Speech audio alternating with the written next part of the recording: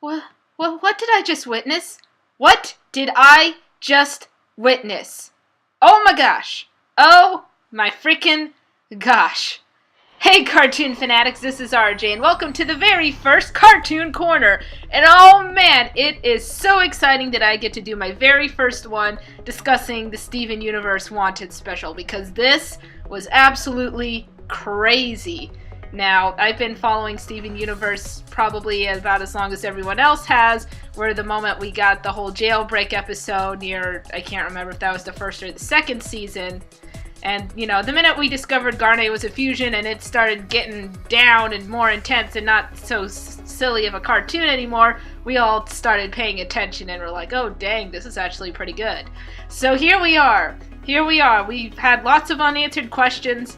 Still many unanswered questions from, well, you know, it's like with any mystery. You want to know the answers, and then with each new clue, you find out something new, but then you're still like, well, what about all of these questions?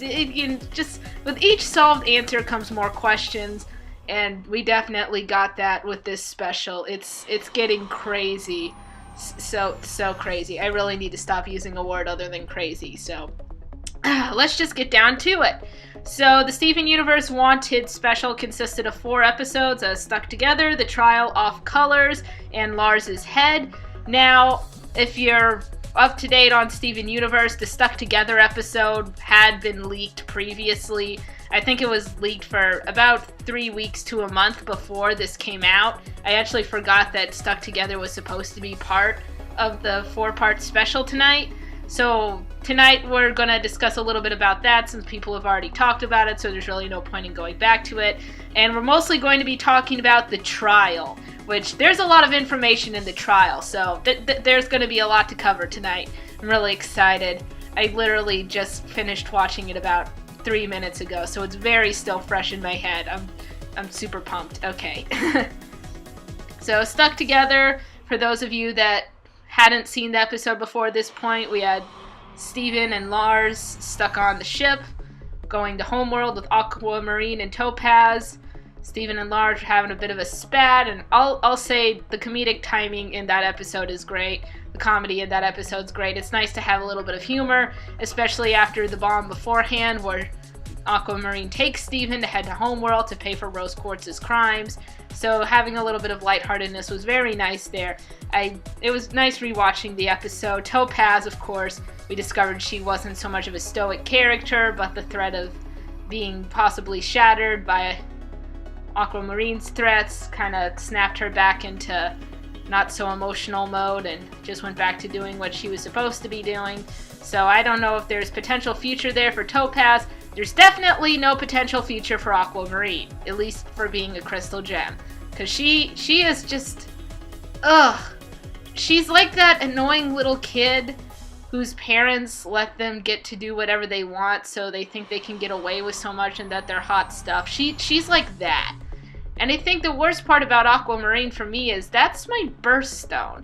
Like, Aquamarine's the March birthstone, and I was born in March, so it's like, are you saying I'm like this? To be fair, this face is priceless, though. I love that expression.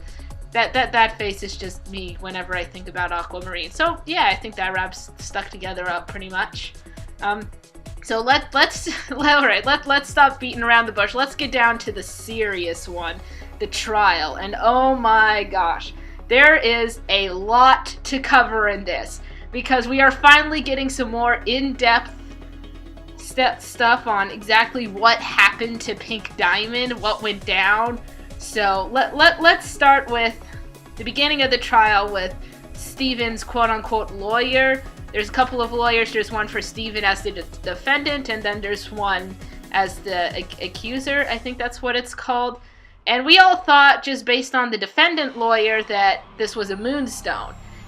And that was also because of the crescent-shaped hairstyle or hood or whatever it is on that particular gem. It turns out that they are actually zircons, which is this is actually really interesting. I actually didn't know what a zircon was, so I looked it up in between episodes when there were commercial breaks, and from what I got, zircons can come in many different colors, and they closely resemble diamonds.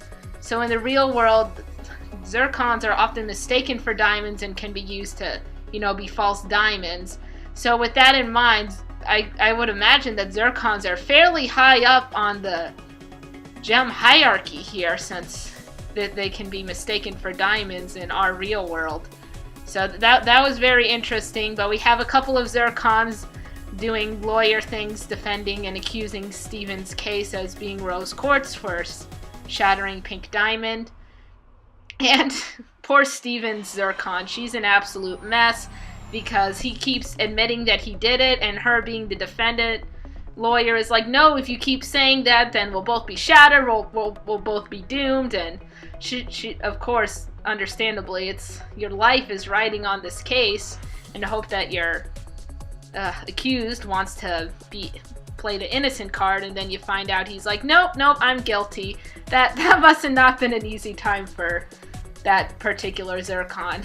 She was a wreck. She reminded me of the way I felt at the end of school life. Gosh, it's a nightmare. But so we have that. Lars was used in the trial as sort of evidence of what a human is, and they described them as loud and annoying, or the other zircon did, the one accusing Steven. So poor Lars. he really got a lot of crazy stuff happening to him in this 4-part. And then Eyeball. Man, so when the ruby popped up for the witness to accuse Steven, for a minute, I didn't actually look at the design. I just saw the top of a ruby's head, and I was like, that's Navy. That's gotta be Navy, because she had a ship, she could go back, but it turned out to be Eyeball. I mean, it worked. It just surprised me, because I figured if there was any ruby that made it back to Homeworld, it would have been Navy, because she had a ship. And Eyeball was just floating around in space. So I guess what happened is that they found Eyeball, they brought her back, and Eyeball kind of explained what happened. She was very, very mean. Well, not just mean, she was very accusatory of Steven, aka Rose Quartz. Despite the fact that he did heal her, she described the healing powers as evil and diabolical. That was kind of funny. He just had a very one note. This is the most terrible gem ever. She absolutely deserves to be shattered and all of that. So it was kind of neat seeing Eyeball again. Completely unexpected, because I would have sworn if they were to use any ruby, it would have been Navy. But so yeah, we got some Eyeball in there. That was pretty nice. So, but that's not the interesting part. Here, we're going to get down to the nitty-gritty of what's really crazy. And what's really crazy is we discover exactly how Pink Diamond was shattered, which is intense, because this is ultimately what Steven Zircon lawyer uses to prove that there's no way Rose Quartz could have done this. So what we find out is that at the time Pink Diamond was shattered, Rose Quartz had already had this rebellion started for thousands or hundreds of years. Hundreds of thousands, one of those. So Rose Quartz had been rebelling against the diamonds a lot longer before Pink Diamond was shattered. I don't know if this played at anyone else's minds, but I just kind of assumed that the moment Pink Diamond was shattered by Rose Quartz was kind of the moment that the rebellion began. But it turns out that this is not the case. This is not the case at all. What actually happened is Pink Diamond walked out of her palanquin, or whatever that giant ship thing is, and apparently she was shattered with a sword. And Steven had no idea. He just assumed it was the breaker thing. I can't remember its name now, but the thing that Bismuth had showed him that could break gems, because that's the only thing he knew of that could shatter gems. And it turned out that Pink Diamond was shattered with a sword. And based on this, and since Steven really doesn't know how it happened, Zircon comes to the conclusion that a Rose Quartz, when all the other Rose Quartzes were taken away from Pink Diamond's battalion, there's no way a rogue Rose Quartz could have gotten up that close, gotten past all of the other gems, all the sapphires and agates and stuff. There's no way she could have gotten past all of them and been entrusted enough to get close enough to Pink Diamond to shatter her. And the very interesting thing is, during sort of this realization, Zircon's getting super worked up. She's getting super excited because she realizes she can actually defend her case.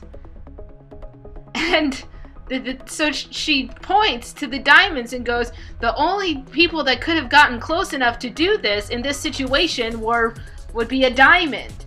So this is the crazy part. I don't think it even occurred to us. Well, maybe it might have, but we didn't really know how it happened, so it just seemed to make sense that rose quartz could have done it. But the fact that it's more of a possibility that another diamond had done it to pink diamond, that's absolutely crazy. And then from there, yellow diamond just flips out. She goes nuts. Blue diamond tries to calm her down because, from what I can tell, this is kind of new information to Blue. She never even considered that another diamond would do this to pink. But yellow diamond's not hearing any of it. She doesn't destroy the zircons, but she poofs both of them. Their gems are still okay from what we could tell, though.